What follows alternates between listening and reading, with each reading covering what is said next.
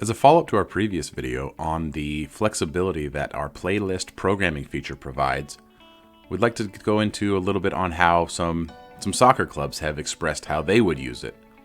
In the previous video, we talked about how it can serve as an efficient tool to, provide training in response to an adjusted practice schedule or, something that happens in that day.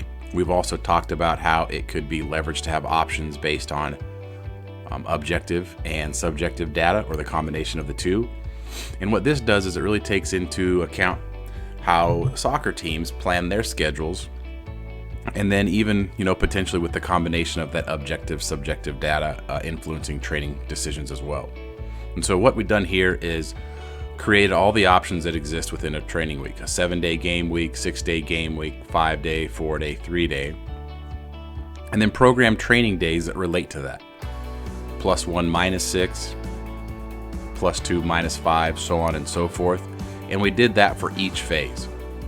So within our system, each one of these week's options are programmed as a phase, and then their daily adjustments are programmed out on the week level here. And then right here where you see A, B, and C, those could be the options that exist or are in response to their readiness or their fatigue level.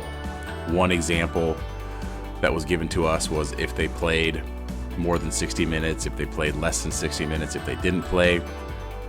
But obviously a lot of options here and a lot of ways to do it. These were just some of the examples that we got in response to that previous video. And so understanding that it's built out this way within the web, it's important to see how that looks for the athletes, to see how easy that is to use. And so when we go into that here, you can see have the soccer game day highlighted.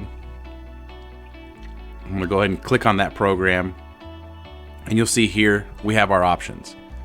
7-day game week with the +1 -6 and those three options.